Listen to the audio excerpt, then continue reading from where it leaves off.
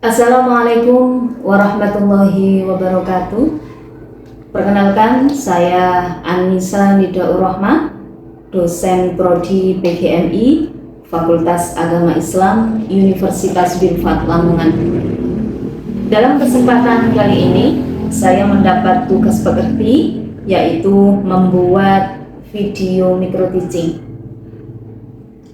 Kali ini, saya mengambil pembelajaran pada mata kuliah Manajemen Pendidikan Dasar. Saya akan mendeskripsikan sedikit tentang mata kuliah Manajemen Pendidikan Dasar.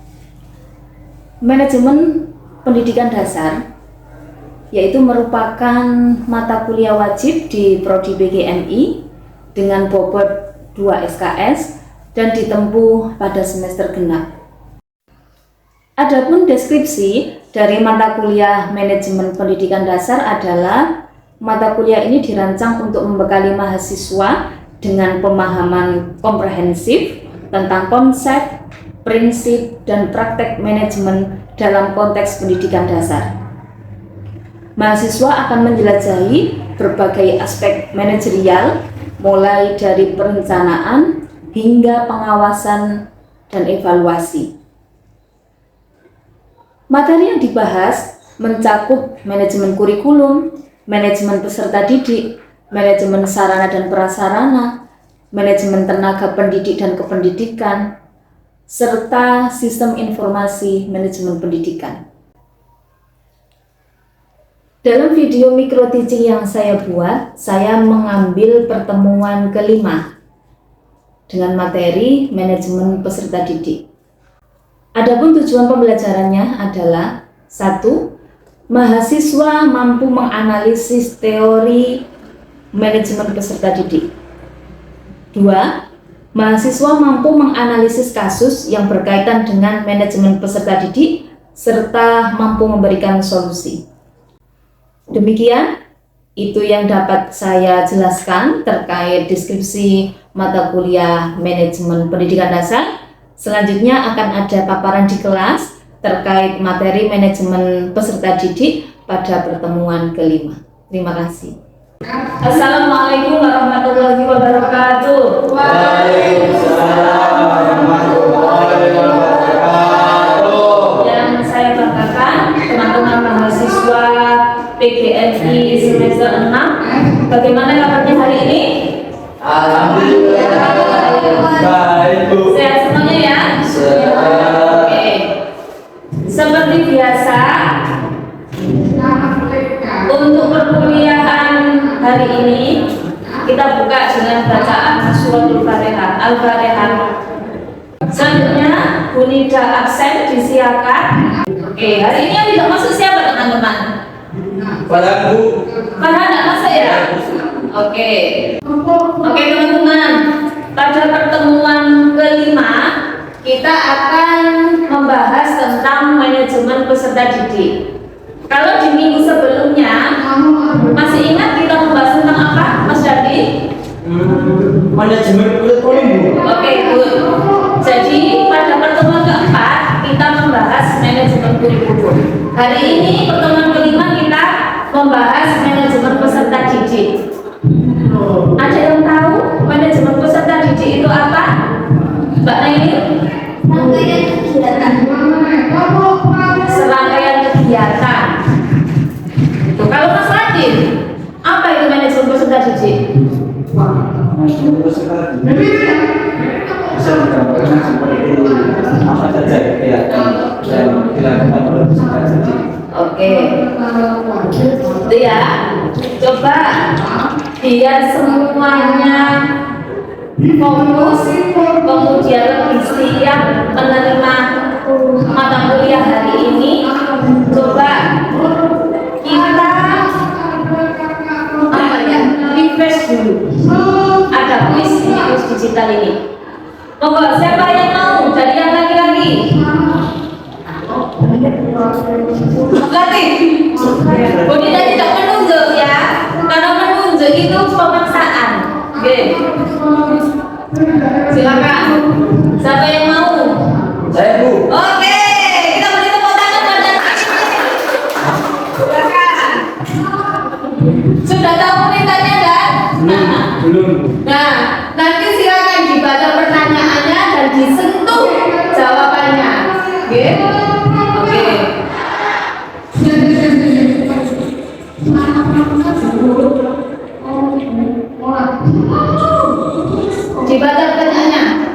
Berikut ini tujuan dari manajemen peserta didik kecuali Cepat ada waktunya itu.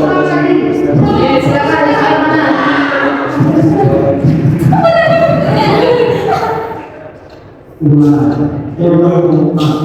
Kita cek. Ayo. Ini gimana selesai Pak? Oke. Oke, dan. satu lagi. Oh, waktunya habis. Oke, jadi baru menjawab dua. Dan kebetulan belum ada yang tepat. Kita beri tepuk tangan dan tadi. Sekarang, untuk yang perempuan, siapa yang mau maju? Saya tidak menunjuk ya. Monggo. Nanti kalau mau maju lagi artinya saya siap Bu menerima materi hari ini. Ayo silakan dari perempuan. Siapa?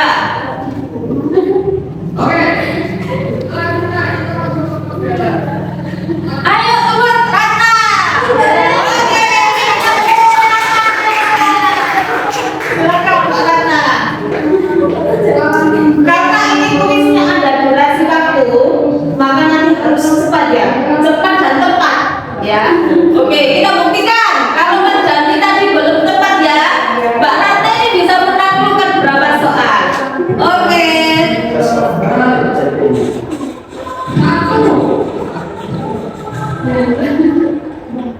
Soal nomor 1.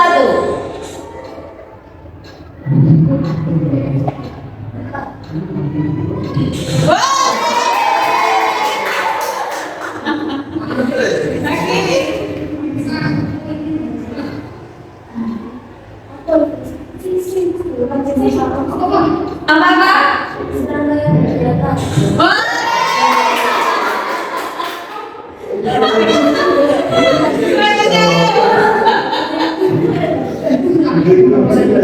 Ayo apa?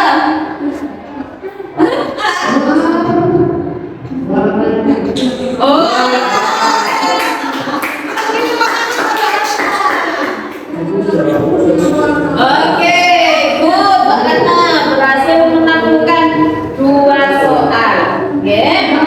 Oke, semuanya sudah segar? Karena tadi sudah tertawa lebar ya. Siap menerima materi hari ini? Siap. Oke. Teman-teman, hari ini kita membahas tentang manajemen peserta didik. Jadi apa? Manajemen peserta didik. Dalam teori dijelaskan serangkaian kegiatan dan proses yang terencana dan sistematis. Silakan. Sekali lagi Bu Nida ulangi. Manajemen peserta didik adalah serangkaian kegiatan dan proses yang terencana dan sistematis untuk mengatur, membina, dan mengembangkan peserta didik agar mencapai potensi maksimalnya. Jadi itu pengertian dari manajemen peserta didik. Kemudian pentingnya apa manajemen peserta didik ini? Yang pertama, menciptakan lingkungan belajar yang kondusif dan aman. Yang kedua, meningkatkan efektivitas proses pembelajaran. Yang ketiga, mengoptimalkan pengembangan potensi individu peserta didik. Selanjutnya, mendukung tercapainya tujuan pendidikan. Kemudian membangun hubungan yang positif antara sekolah dan orang tua atau wali. Nah, itu tadi nopo pentingnya manajemen peserta didik. Kalau tujuannya nopo? Yang pertama, meningkatkan kualitas input peserta didik. Kemudian memastikan kelancaran proses pembelajaran. Kemudian meningkatkan kualitas output dan outcome pendidikan. Kemudian mewujudkan disiplin dan tata tertib sekolah. Selanjutnya membangun iklim sekolah yang positif dan inklusif. Kemudian tujuan memfasilitasi pengembangan bakat dan minat peserta didik, dan yang terakhir meningkatkan partisipasi orang tua wali dalam pendidikan. Jadi manajemen peserta didik ini mengatur semua yang berkaitan dengan peserta didik. Dengan adanya manajemen peserta didik ini, karena tingkat keberhasilan seorang siswa itu tidak hanya melulu soal dirinya dan pendidik yang ada di sekolah tersebut, tapi harus ada hubungan yang baik antara pihak sekolah dan orang tua atau wali. Tidaklah mungkin anak itu bisa berhasil kalau wali muridnya tidak mendukung, tidak bisa diajak komunikasi untuk pengembangan minat dan bakat. Seumpama misal Pak Latif memberikan undangan atau undangan sosialisasi kepada wali murid, ada ekstrakurikuler drum band yang 1 bulannya pembayarannya sekian ratus, orang tuanya tidak setuju. Nah, mana mungkin bahkan anak itu bisa tersalurkan, atau mana mungkin bahkan anak itu bisa dikembangkan kalau tidak ada dukungan dari wali murid. Selanjutnya, ruang lingkup manajemen ini apa saja, atau ruang lingkup manajemen peserta didik ini mengatur apa saja? Yang pertama berkaitan dengan administrasi peserta didik. Administrasi peserta didik ini terkait apa saja? Terkait penerimaan peserta didik baru, kemudian pengelompokan penempatan peserta didik, kemudian pengisian buku induk dan catatan peserta didik, kemudian kehadiran, ketidakhadiran peserta didik, kemudian mutasi dan alumni peserta didik, kemudian adanya pelaporan data dan informasi terkait peserta didik. Jadi tahun sekian yang masuk berapa, yang keluar berapa, semua itu terangkum dalam administrasi peserta didik. Ruang lingkup yang kedua yaitu tentang pembinaan peserta didik. Jadi meliputi apa saja? Bisa orientasi peserta didik baru, BK, kemudian konseling bagi anak-anak yang butuh penanganan khusus. Dari proses manajemen peserta didik itu ada 4. Yang pertama kita belajar bersama-sama adalah perencanaan. Ini menetapkan tujuan dan sasaran manajemen peserta didik, bisa menyusun program dan kegiatan, kemudian mengalokasikan sumber daya, bisa manusia atau tenaga pendidiknya, kemudian anggaran dan fasilitas. Proses yang kedua adalah pengorganisasian. Nah, pengorganisasian ini bisa membentuk tim atau unit kerja manajemen peserta didik, kemudian mendelegasikan tugas dan tanggung jawab, kemudian membangun struktur organisasi yang efektif. Proses yang ketiga adalah pelaksanaan. Pelaksanaan ini contoh kegiatannya seperti mengimplementasikan program dan kegiatan yang telah direncanakan. Nah, proses yang keempat adalah pengawasan dan evaluasi. Contohnya apa? Seperti memantau pelaksanaan program, sudah sejauh mana program ini terencana. Teman-teman, banyak sekali loh problem-problem di pendidikan dasar. Programnya muluk-muluk. Awal itu dilaksanakan programnya bagus di tahun pertama. Tahun kedua agak surut. Tahun ketiga program itu sudah tidak ada. Nah, itu permasalahannya apa, teman-teman? Monggo, yang bisa angkat tangan. Kurangnya evaluasi. Betul sekali yang disampaikan Mas Dhani. Program bisa berjalan konsisten, kontinu, dan istiqomah itu karena adanya pengawasan dan evaluasi secara berkala. Kekurangannya di mana? Dicari solusinya. Kalau tidak pernah diawasi,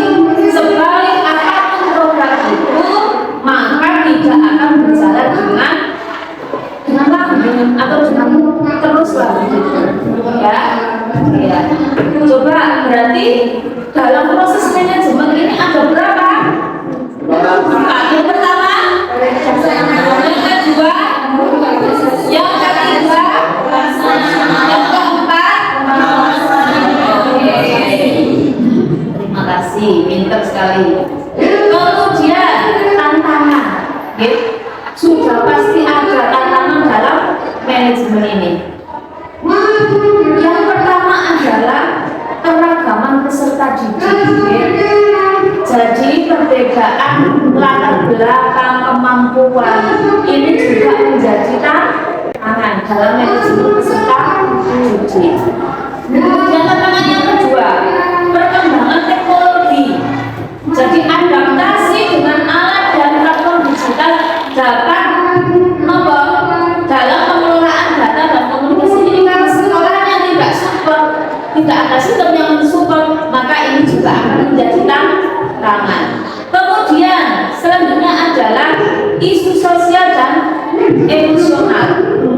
Contohnya seperti apa? Meningkatnya masalah bullying, kemudian kesehatan mental dan pengaruh lingkungan. Ini yang sering terjadi pada peserta didik. Bullying di mana-mana sehingga merusak mental anak. Anak tidak berani ke sekolah karena mentalnya sudah dirusak, dibully dan lain-lain. Jadi kalau jenengan ambil semua ini calon pendidik, maka jenengan harus punya solusi atau jenengan harus punya strategi. Kalau ada tantangan seperti ini, apa kira-kira strateginya? Kemudian keterbatasan sumber daya. Nah, ini contohnya apa? Ketersediaan tenaga kependidikan, anggaran dan fasilitas. Tapi sekarang dalam dalam manajemen peserta didik, kalau di MIMI atau di swasta di desa-desa itu malah gurunya yang banyak, tidak ada peserta didiknya, minim sekali ya. Itu juga masuk tantangan. Itu nanti bagaimana strateginya. Kemudian keterlibatan orang tua atau wali, tantangan dalam membangun kemitraan yang efektif. Kadang-kadang ada orang tua wali yang welcome, kadang-kadang ada wali yang apa istilahnya ya, yang enggak. Ketika diajak, misal ada paguyuban atau apa itu, cuek, antisosial begitu rasanya. Kemudian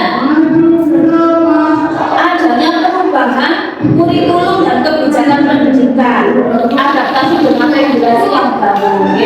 Kadang-kadang sudah ikut pelatihan, baru guru-gurunya sedikit paham, nanti lebih itu juga kami tantangan. Nah, strategi dalam manajemen peserta didik contohnya seperti apa? Ini yang pertama ada pendekatan individual, memahami dan merespon kebutuhan untuk setiap peserta didik. Jadi yang membuli juga didekati, yang dibuli juga didekati. Gitu. Biasanya kalau yang suka membuli ini, dia ini cenderung imitate, jadi meniru gitu. Dia bisa meniru entah lingkungan ya, entah dia meniru orang tuanya, soalnya orang tuanya ini punya karakter yang nyinyir, orang tonggolnya dinyinyiri ya, sehingga anaknya meniru. Maka bapak ibu guru, calon-calon bapak ibu guru ini besok harus bisa melakukan strategi pendekatan baik yang membuli atau yang dibuli. Kemudian strategi yang kedua, kolaborasi, melibatkan seluruh stakeholder, bisa guru, staf, orang tua, wali, kemudian komite sekolah. Strategi yang ketiga yaitu pemanfaatan teknologi, menggunakan sistem informasi manajemen peserta didik untuk efisiensi. Jadi anak harus sudah punya sistem informasi di MI-nya, data masuk peserta didik keluar itu semua tercover mulai tahun 90-an sampai tahun 2025 dan seterusnya. Tersimpan rapi dalam satu sistem itu. Kemudian ada mengintegrasikan nilai-nilai positif dalam kegiatan sekolah. Ya. Jadi strategi yang pertama, contohnya apa? Pendekatan. Yang kedua, kolaborasi. Yang ketiga, yang keempat, nah, sekarang kita membahas peran guru dalam manajemen peserta didik. Kemudian guru sebagai pembimbing. Sebagai pembimbing ini apa? Mengenali potensi dan kesulitan siswa, memberikan arahan dan motivasi. Kemudian yang ketiga sebagai fasilitator. Jadi menciptakan lingkungan belajar yang interaktif dan menyenangkan. Kemudian sebagai administrator untuk mencatat perkembangan siswa, melaporkan hasil belajar dan berpartisipasi dalam kegiatan administrasi sekolah. Kemudian sebagai teladan. Nah, ini yang paling agak repot, menunjukkan perilaku yang positif dan nilai-nilai luhur. Teman-teman, jangan semuanya itu calon pendidik, calon guru. Masyarakat itu akan melihat sama ini calon seorang guru, pasti dipastikan mempunyai karakter yang bagus. Maka harus bisa memberikan contoh dimanapun berada, di masyarakat atau di lingkungan sekolah sebagai teladan untuk peserta didik. Kemudian sebagai kolaborator. Jadi bekerja sama dengan guru lain, staf sekolah dan orang tua wali untuk membicarakan program-program atau penanganan terhadap peserta didik. Oke, itu yang dapat Bu Nida sampaikan. Jadi hari ini langsung kita analisis kasus yang berkaitan dengan manajemen peserta didik. Karena sebentar lagi ini Agustus, hari ulang tahun Republik Indonesia, maka Bu Nida akan membagi menjadi dua kelompok. Kelompok pertama namanya kelompok merah, kemudian kelompok kedua namanya putih. Jadi merah putih. Oke ya? Siap ya? Nanti dimulai dari Mbak Mei merah putih sampai habis. Oke ya? Yang merah kumpul merah, yang putih kumpul putih. Oke. Bu Nida mulai. 1. Merah putih merah putih. Oke, yang merah kumpul merah, yang putih kumpul putih. Biar bacanya enak.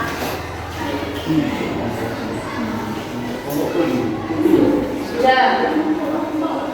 Teman-teman, mohon didengarkan ya.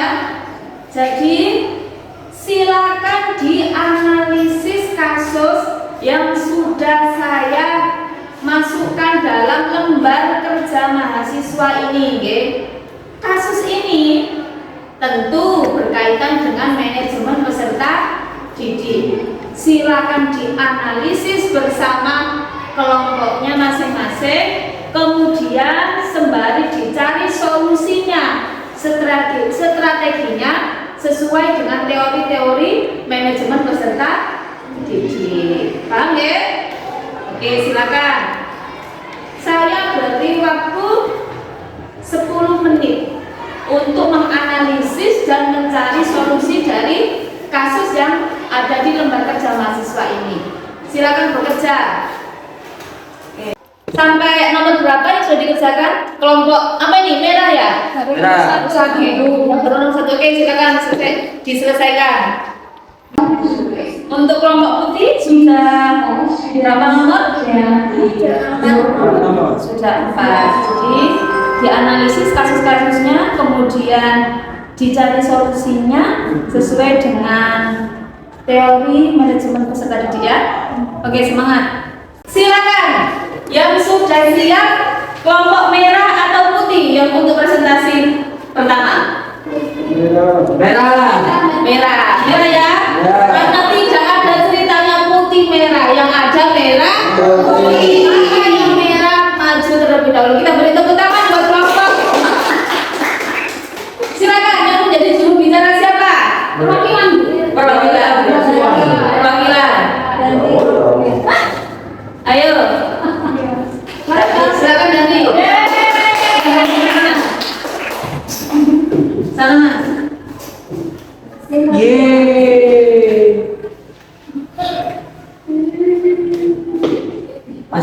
J langsung.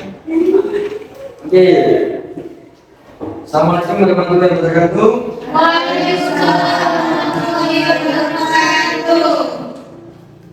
Saya sebagai perwakilan kelompok PK akan menyampaikan banyak jawaban dari kami.